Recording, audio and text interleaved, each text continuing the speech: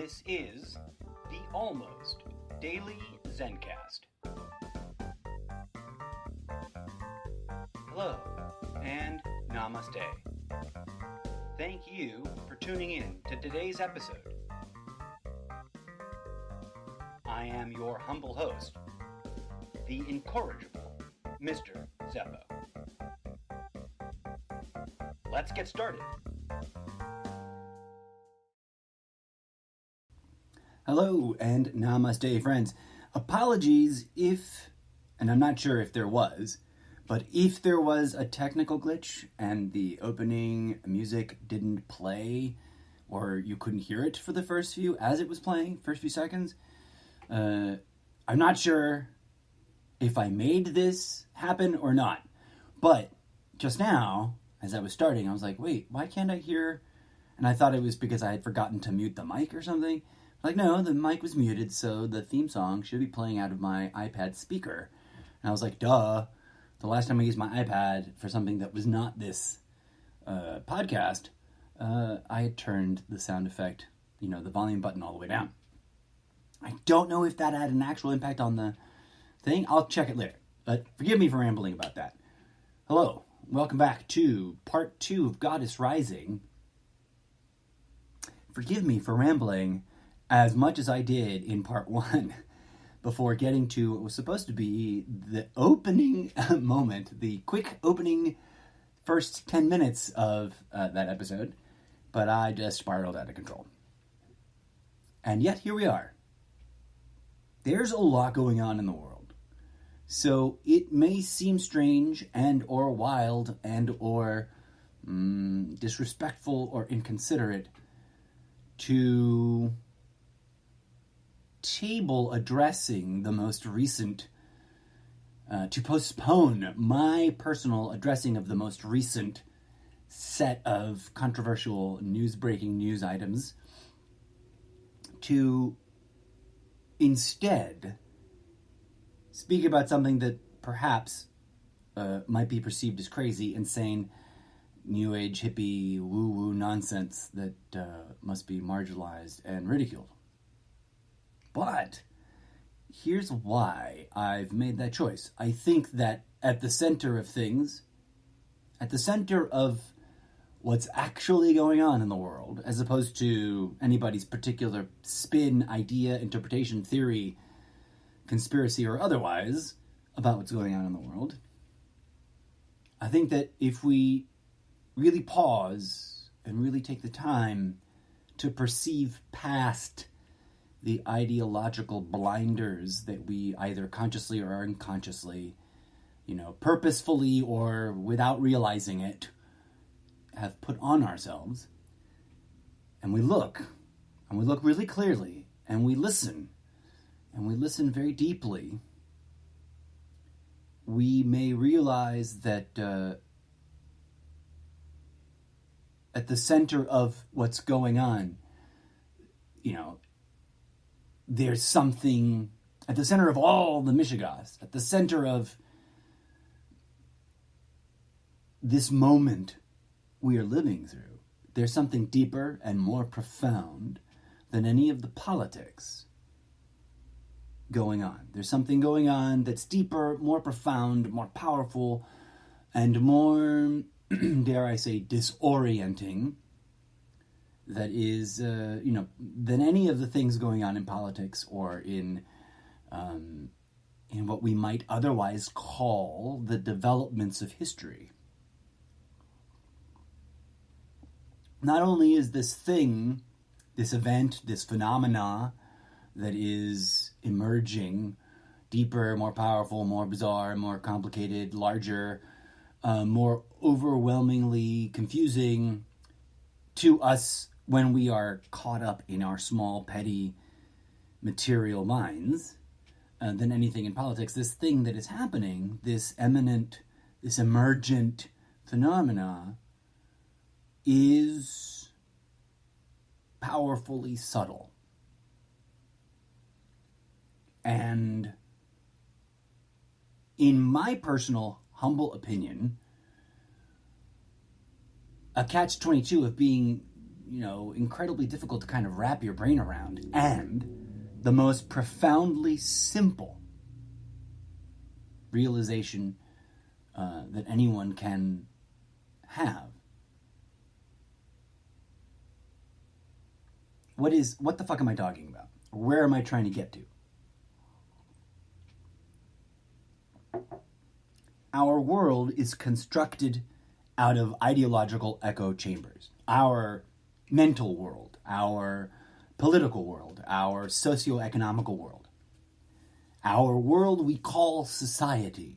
Global, national, local, regional, however you look at it.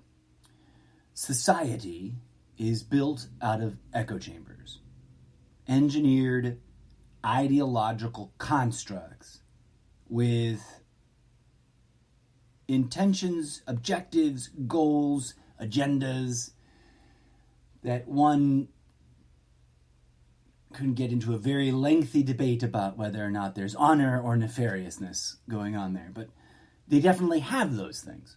Okay? There's agendas, there's conditioning, there's programming, and there's a lot of, revolutionary talk about how programming has got to be bad.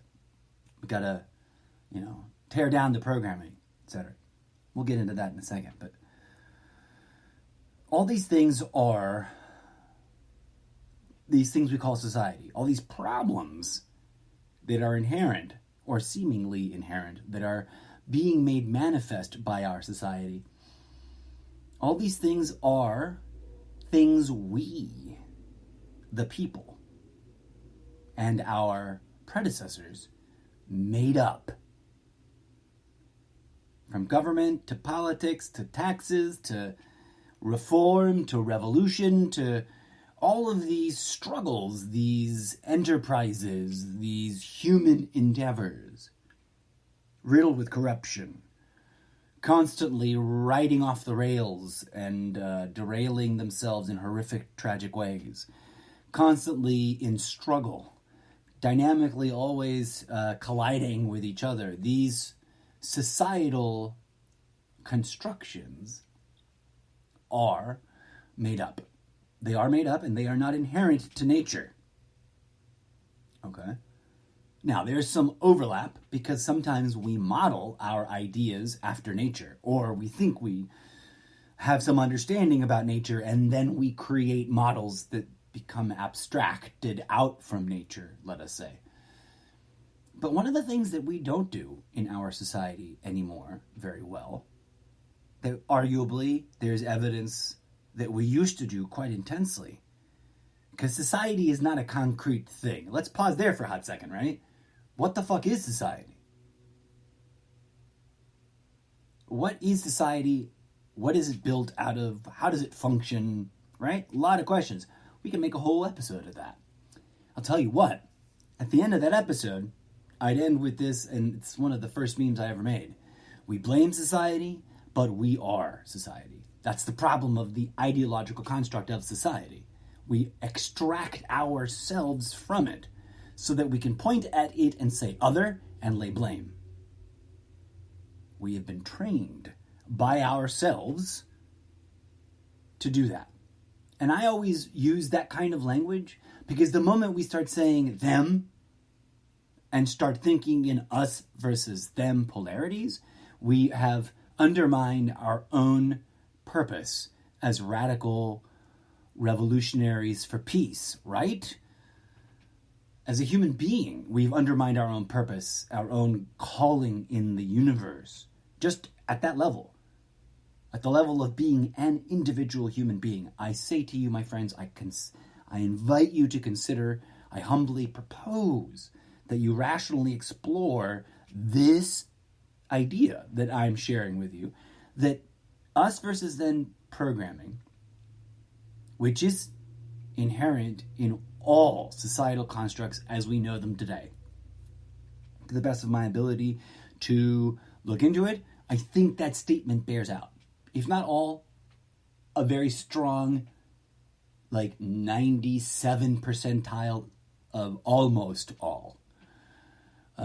Almost all, 97%, 98% approaching a 99.9% level of almost all of the ideological constructs, the things that we are accustomed to, we take for granted, we utilize as what moves, operates, and turns the wheels of society, are inherently anchored with the acceptance of, the inculcation of, the inoculation with, the normalization around the notion that it always has to be seen, the whole world, the whole process, our relationship with ourselves has to be seen as us versus them. We made that up. We made that up, and then we made up the rationale that if you look to nature, there's always a struggle for food and survival, and it is always live or be killed, right? The survival of the fittest. But these are all misconstruences of what's going on in the universe, right?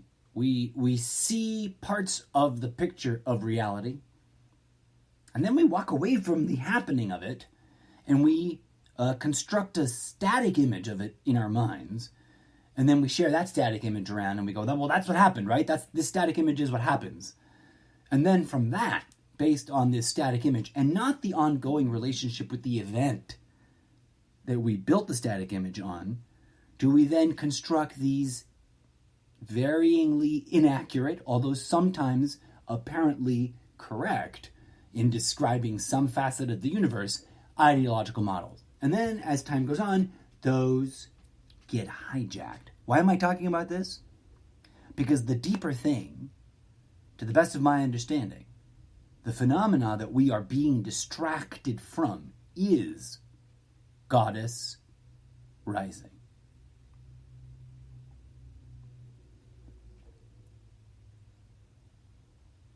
We have to be very wary of how language is used for multiple reasons on multiple levels, not the least of which is that even at the simplest, most minimalist level, most flat, two-dimensional, the world is only material level, language can be very deceiving and can be used to manipulate, right?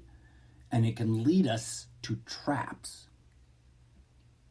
This is what ideological echo chambering is founded on. This idea that language can inherently seem to be the truth, but also, at the same time, not actually be the truth, because words fail. Words are an attempt to point, to indicate, to remind the thinker or the user of the word, the receiver of the word, of that which is happening in reality. The problem is we no longer have a very healthy, engaged, ongoing, present, conscious, normalized, centralized, and globally accepted practice of relating to and engaging with all that we might call nature, all that we might call that which is happening in that natural reality.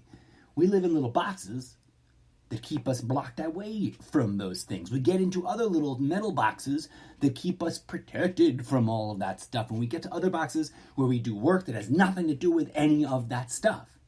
Why is this important?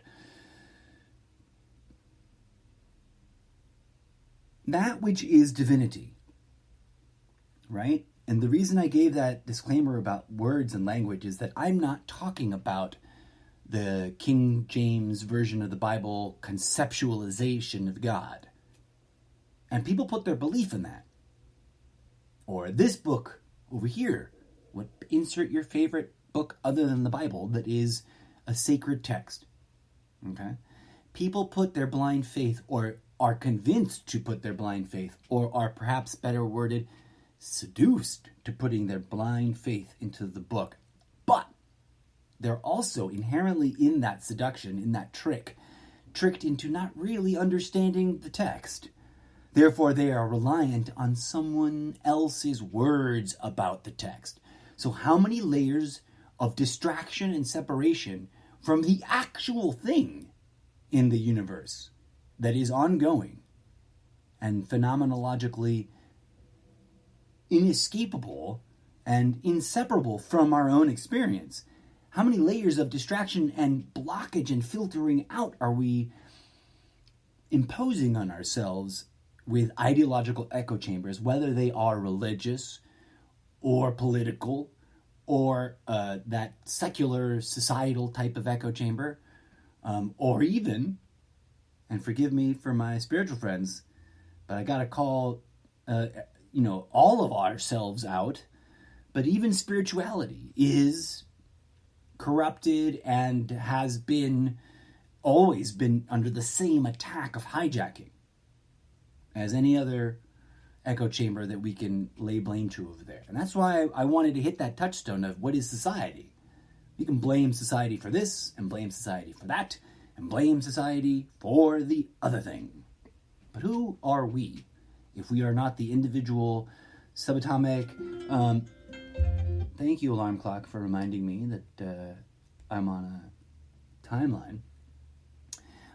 Who are we as individuals other than the subatomic building blocks of the component elements that make up society, right? Like, what is carbon but a molecular construct of, made up of other things inside of it, which are made up of other things inside of itself, right? Reality reflects itself in that fractal way. If you don't know what that means, you got to look up fractals, fractalism, although I don't want to turn that into an ism, right? Because, quick reminder, all isms are a form of mental slavery. So, reeling it back, digressing back into the core thrust of my really spirally, hopefully it won't turn into a three-parter, but our two-part episode, God is Rising. The primary objective, I am of the humble opinion, right, that the primary objective of any / probably all of the echo chambers is to get us to a place where we are more engaged in the perpetuation of this very toxic society than we are in the healing communion we could be participating with nature, right? Everyone has a lot of opinions about nature. Many people want to save nature. They want to rescue nature. They want to, many of us want to help heal nature. But very few of us, now I'm not saying that none of us are. There are plenty of people doing the very bold, brave, beautiful work of living in much deeper harmony with nature than the vast majority of society is allowed to. But it is still a radical thing, right? It's still a strange, radical thing to go off-grid to any level. And never mind that level in which you are truly immersed in nature and once again a member of it, as opposed to a self-segregated, self-alienated member of society. Now that's a huge, mind-boggling can of worms. But deep at the core of it, deep at the trans-dimensional place of the aggregate phenomenological phenomena that we are encountering right now, I humbly suggest to you, is this actual resurgence, return to full potency. Words fail, right? Because words which we invented cannot accurately contain, cannot fully define, cannot even in any way, shape, or form wholly describe that which is going on at the levels of the universe that transcend time, place, space itself, and therefore words at every level. But we attempt to point to those things, and thus my struggle. Right now, there is a resurgence. There is a return to our dimensional place the palpable and, like I said, extremely subtle presence of divinity at all levels. As one online acquaintance of mine put it several years ago, we have entered, in a way, into an era of shamanism, but not in an organized, like there's going to be a church of shamanism and it's going to take over the church landscape. No, because that's ideology, right? As I've described in previous episodes, and I'm sure I'll return in depth in future episodes, there's spiritual realizations, like a cathartic awakening, which should not be confused with the fullest form of awakening. But the gradual realization or re-remembering or reintegration of deep wisdom that we've been forced to neglect and segregate in our minds. And then those things become spiritual movements, and those things get hijacked and corrupted and become oppressive, dogmatic, ideologically driven, echo-chambered, conflict-causing organized religions. This has been so for the purposes of our own very difficult lesson learning. And this has been what our last 5, 6, 7, 10, 15,000 years worth of history. I don't know how many thousands, hundreds of thousands of years worth of history, because all the history books are super skewed by those that hijacked society.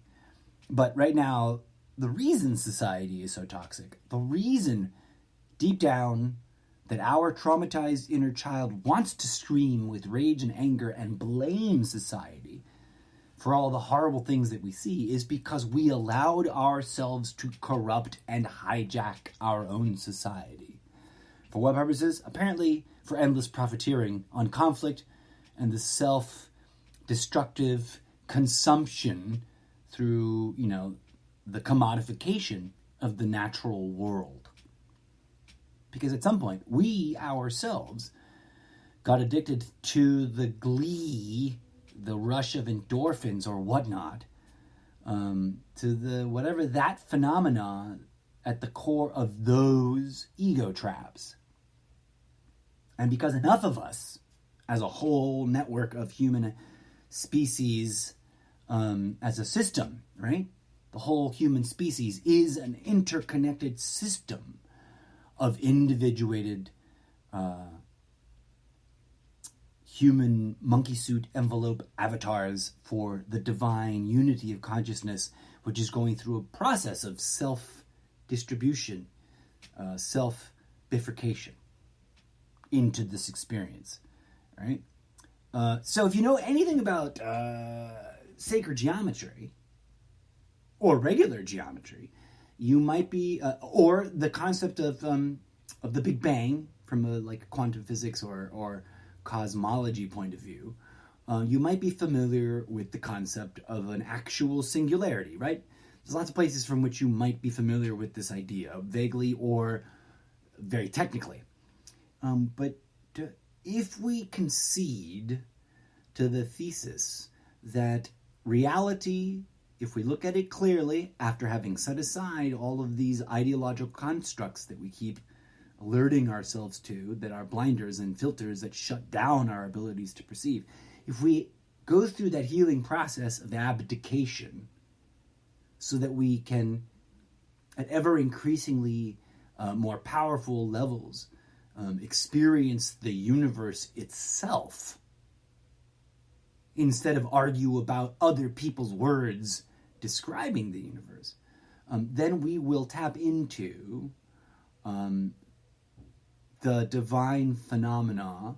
We will be able to connect as clearly others in our past have. And the reason I brought in sacred geometry and I asked if you're familiar with it, for those who might not be, this idea of singularity, right? At the center of consciousness, or at the center of a black hole, or at the very, very furthest depths of our ability to theoretically, mathematically map out the expansion of the universe backwards through time, singularity. Let's look at, if we can see that the universe is a fractal, right? Which means it is self-similar at all its levels of complexity, and that everything within it, because it is self-containing, but it is also infinitely huge, right? It achieves deeper and deeper layers of complexity in ways that are mind-boggling and multi-dimensional.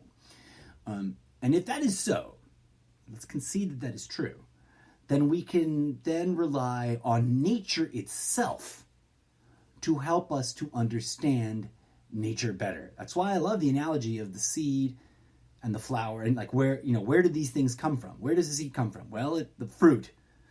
All right, the fruit. What is the fruit? The fruit is an envelope for the seed. The seed is what? A unity. The Big Bang was what? A unity. At the center of a black hole, what? A unity. There's self-similarity everywhere. And that's just not me making imaginary connections. There's math involved. And now math, okay, is a language we made up, right? But like all languages, as I indicated before, it is attempting with different levels of success and failure and corruption and clarity, which I consider the opposite of corruption, right? That's why I'm always encouraging people to see things with clarity. That's the opposite of corruption. Corruption is stuff that gets in the way.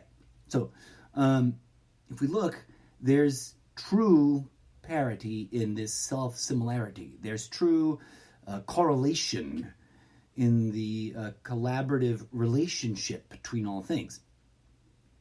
So sacred geometry shares with us a one-dimensional map, or a two-dimensional map, not really one-dimensional, right? A two-dimensional map or representation or symbol of many of the complex layers of reality. And it's really interesting that the very first thing that happens is that singularity divides itself into duality and becomes a polarity. You can think of it as left and right. You can think of it as up and down, east and west, male or female. And again, this is reflected throughout the universe. What is the first thing that a fertilized embryo does? It goes from the unifying, there's the union of a singular ovum, a whole and complete cell, and a singular, sperm, which is I was trying to think of that more Latin-y sounding version for sperm, but spermata, yeah, I think that's it. Maybe I'm making that up. I don't know. Let's not get sidetracked by the erroneous distraction of words themselves, right? Let's just think about the actuality of it. To the best of our understanding and to the best of our ability to observe in nature, when these two unique and whole individual unities, these singularities, merge, they become a new, much more complex unity or singularity. I want to pause here and acknowledge and honor the difficulty and the stressfulness and the pain and the trauma and the fear and the challenge that is being presented right now in the raging debate and in the struggle and in the fight for or against the whole issue of abortion. And I want to pause for a moment of silence.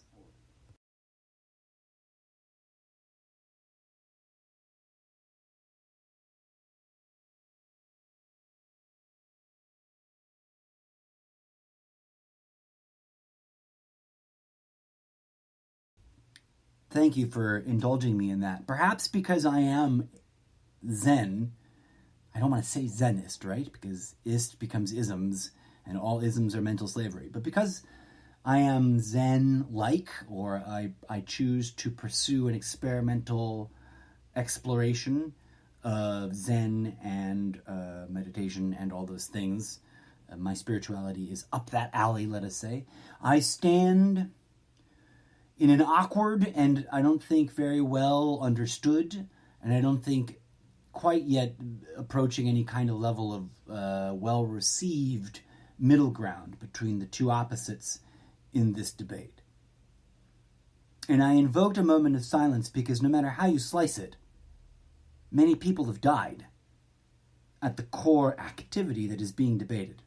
Full-grown women have died, both because of access to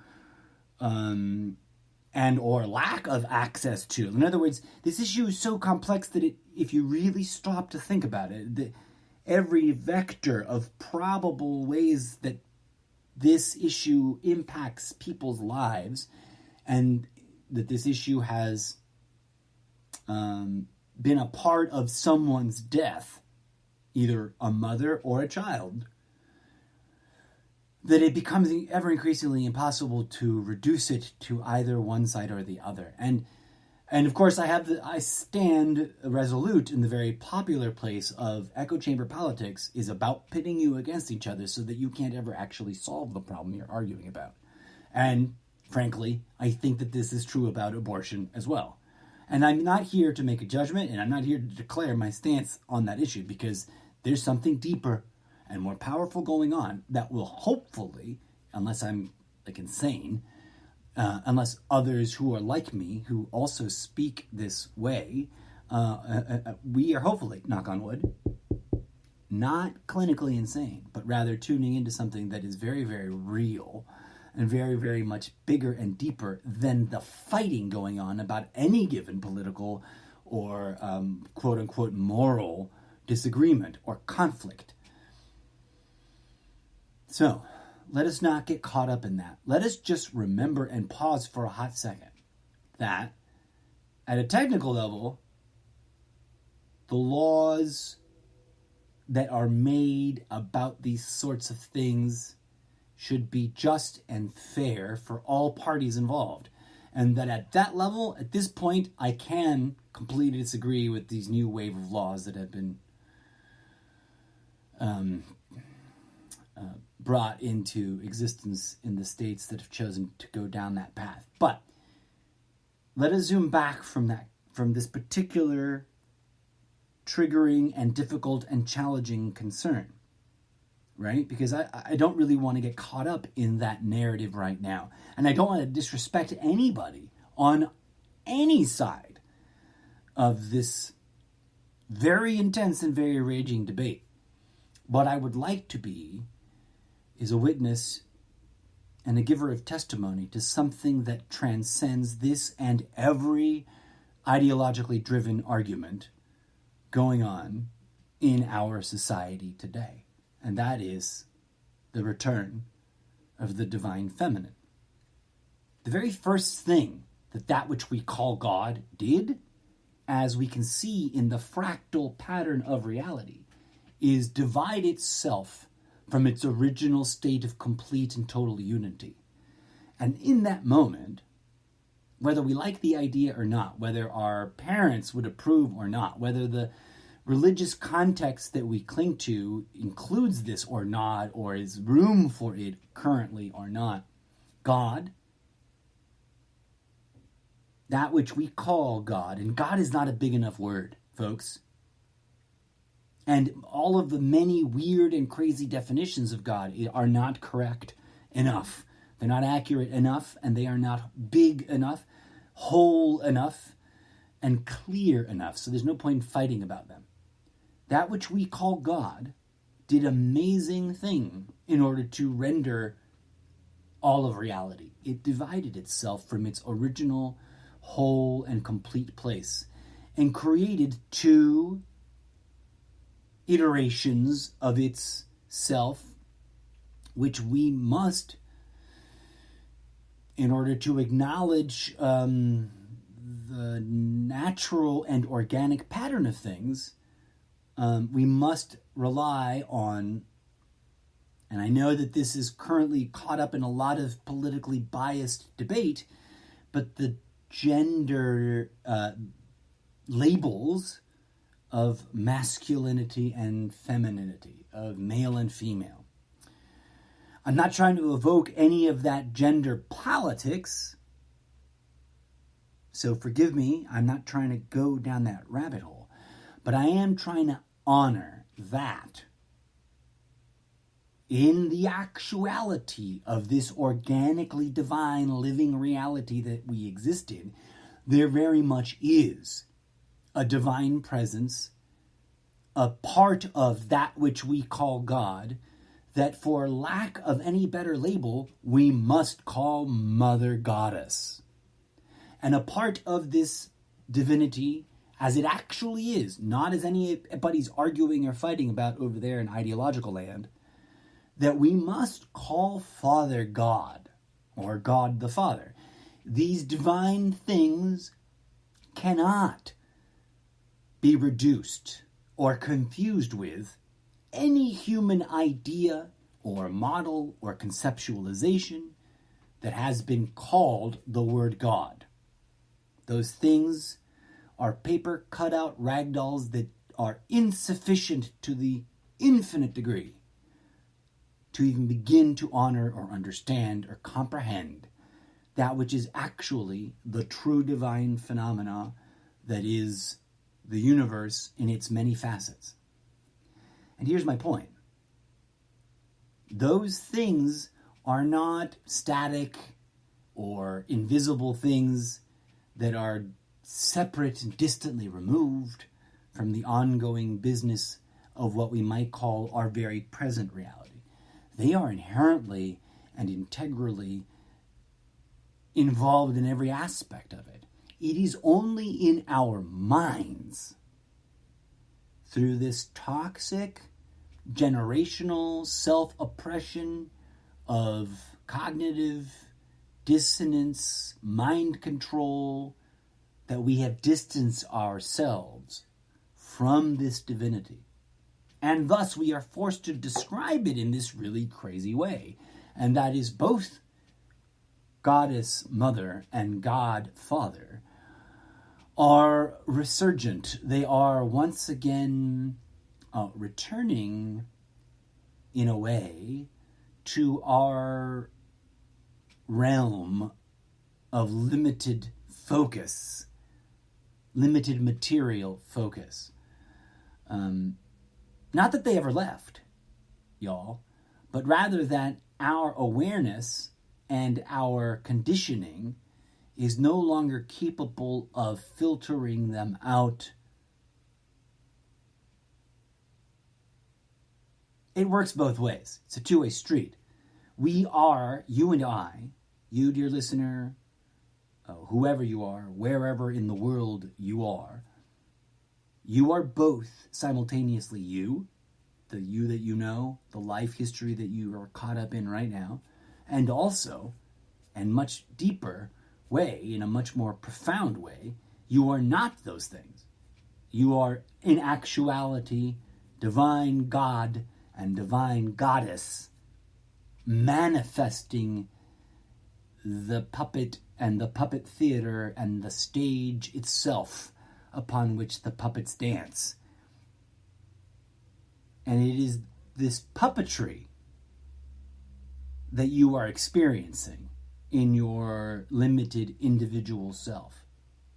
And that limited individual self has some really interesting things to contend with soon. And that is this resurgence, this return to the stage, to continue the metaphor, of that which we might call Goddess and that which we might call God. And I don't mean to say that big, giant, glowing figures are going to show up in the world and tell us what to do. No. Because they are busy being us, you see. They are not sitting somewhere else on a high mountaintop observing and watching us from above and judging us and or playing us like a video game. That is an incorrect interpretation of what I'm trying to express, right? And I understand. I lived through thinking that may be how it is for a period of time. But trust me, if you ask them to remind you and you work the really hard work of abdicating all the filters, all the junk, all the noise, all the programming that we have jammed down our own throats over the centuries. You too, not because I say so, but because Goddess Mother and Goddess Father are sitting right there inside you, being you to begin with. You will, if you do the work, come to a deep and undeniable connection to that which is them being you. And that is something that is not occurring now as some new event, friends. That has always been happening. We'll have to pause here and return to the set of themes once again in a future episode. But let me sum it up with this, friends. And I hope you take it to heart, and I hope that you don't think that I'm trying to disparage or mislead anyone. I'm not trying to attack anyone. I'm not trying to argue with anyone. I'm just saying, to the best of my understanding, based on my lifetime's worth of genuine and honest questioning, research, experimentation, exploration, prayer, and meditation, it is my deep and genuine concern that we are not prepared for Goddess Rising. Plenty of people are. Plenty of people have been on to this hot tip for a long time, But those people get ridiculed and marginalized and brushed off and ignored and called names. The vast majority of us have struggled with fighting or contending with or wrapping our brains around all the echo chamber, crazy bullshit, nonsense distractions from a relationship with our true divine mother and father. So, you gotta be forgiving if you're on the side of the trend of the bell curve, right? Of those who've already come into some acceptance and understanding of this. Perhaps it's completely redundant of me to say, hey, we cannot get caught up in the judgment of those who are not aware yet. If you are, I humbly suggest to you, you may not be that deeply aware yet. If you are busy judging others and calling yourself a spiritual person, then your spirituality needs some work. We are not here to judge. We are here to discern and to heal and to clarify this corruption. So I say this with love and compassion and forgiveness and a begging of forgiveness from all of humanity, for all of humanity. You, my dear friends, the listeners who download this episode, I beg your forgiveness for all things, and I give you my unconditional love and forgiveness for all things. Why? Because that's the next thing Mother is going to ask us to work on really hard. I think. I could be wrong. But from what I've been able to gather and detect, I'm not alone, I don't think. I'm not the only crazy person that speaks this way. We each have our own unique vocabulary about it based on our life experience, etc. But there is a chorus of voices coming out of men and women's bodies, begging us, encouraging us, guiding us, nudging us, shoving us onto our own unique spiritual paths about reconnecting to the divine family that resides within us. From Yeshua to Rumi to a bunch of wacky nutjob, hippie, new age, woo-woo crazies on the internet, there is a chorus of voices saying, stop, forgive, let go, remember how to love, and tune in to the frequencies of reality as they actually are. Because some work is required of us. We have abused and neglected the material body of our mother for long enough, I think. And while, like I said, I don't think and maybe I'm wrong, it'd be pretty awesome, though. There are many things I could be wrong about. This is one thing where I'm like, if I'm wrong about this, I'm just going to giggle and sit back and love it anyways, because what are you going to do? But I highly doubt that a giant glowing goddess being is going to manifest and orate upon us in such a way that we will all bow down before her and mind-bogglingly be unable to do anything other than follow her instruction. I don't think that that's what's going to happen. I don't think, conversely, that we have understood the real meaning of of what Yeshua Christos said was going on either, right? That's why I highly doubt that the icon, the idol that is known as Jesus Christ, is coming back anytime soon. I don't think that blonde-haired, blue-eyed, hippie, short-bearded, sandal-wearing white guy is gonna manifest at 100 foot tall and wag his finger at me for being a bad Jesus cult member, right? That's not gonna happen, folks. Doesn't matter which God. Those are words and symbols that are meant to point to us to organic and real trans-dimensional phenomena. If anything is going to happen, us as individuals, are going to travel to some elsewhere place within ourselves.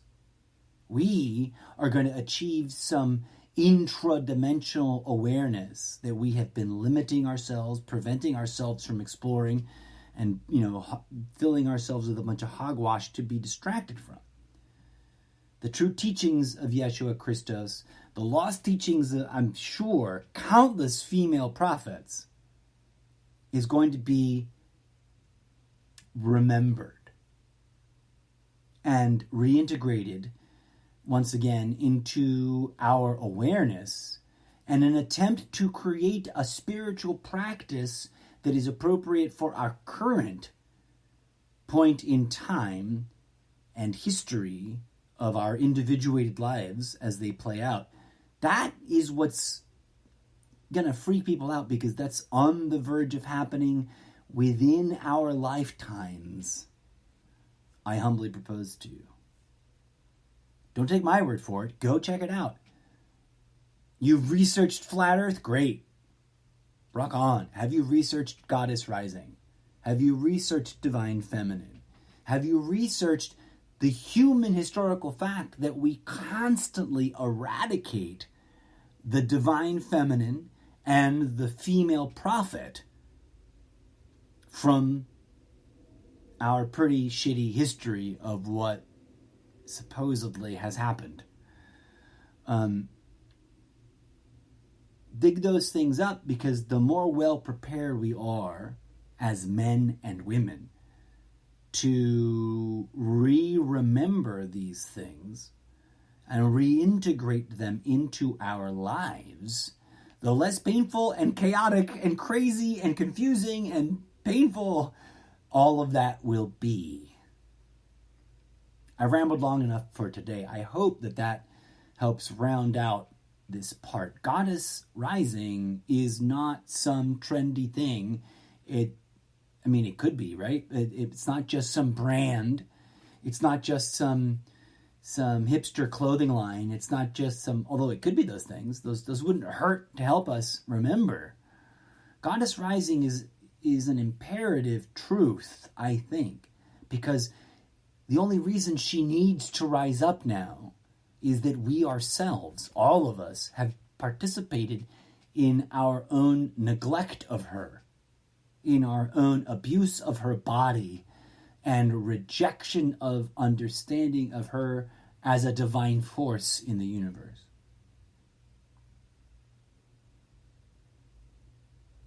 That which we might call Mother Earth or Mother Nature is both alive and sentient, aware and conscious. And she will no longer remain neglected. She will no longer tolerate being abused and consumed and commodified. And she will no longer remain silent as we, her children, continue to march towards our own inevitable self-destruction. She's not coming to save us, because no one's coming to save us but ourselves. She is rising and attempting to reintegrate into our awareness through a deep and internal process of healing the trauma we have imposed on ourselves. And that itself is not going to be very pleasant if we are not welcoming her back, if we are not aware that she even exists, if we are not ready to acknowledge that we have lied to ourselves about the way nature and reality flows. If we continue to deny that she was there all along to begin with, then this era of reintegration will be really challenging. And thus I urge you, friends, to, if you're already on board, check yourself, make sure you're not judging others, make sure you're helping them to discern that which they need to modify or abdicate so that they can clearly perceive the reality which is Divine Mother.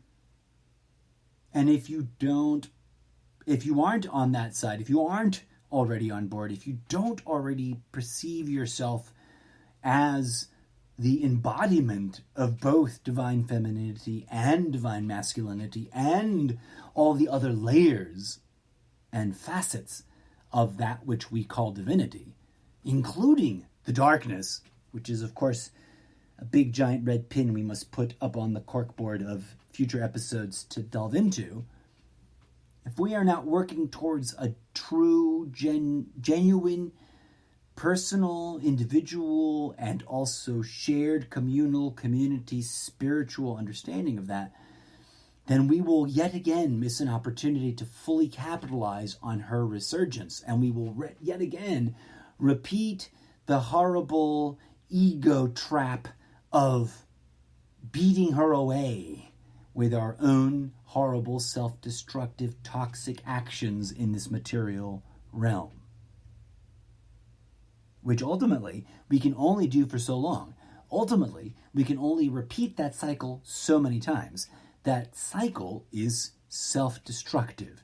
It destroys its own ability to continue, which will render us self-destroyed. We will render ourselves unable to continue that which we are doing, that which we are. We will render ourselves unable to continue being alive in this particular gift of a gem, of a profoundly beautiful, profoundly awe-inspiring, and yes, sometimes profoundly terrifying, little blue and green living womb. This bubble in the darkness that receives the masculine energy of living power from its sun star.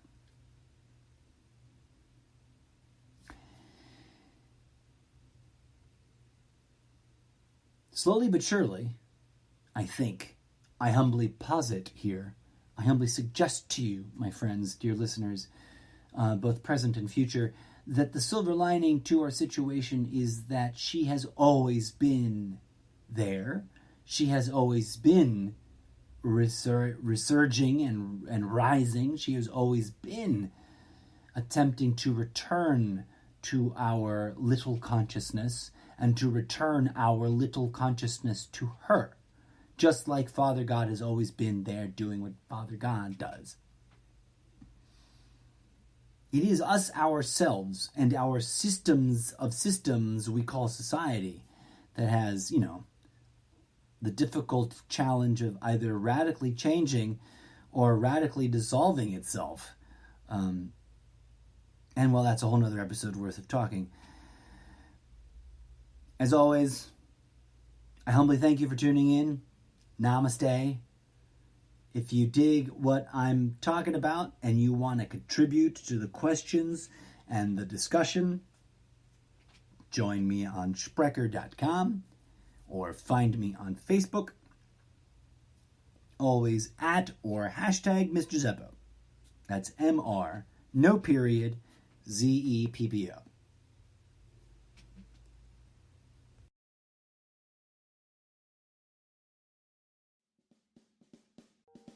And that is what I've got to say about that. As always, thank you kindly for listening. This has been the Almost Daily Zencast with your humble host, the incorrigible Mr. Zeppo. Until next time, may peace, love, and grooviness blossom in your heart.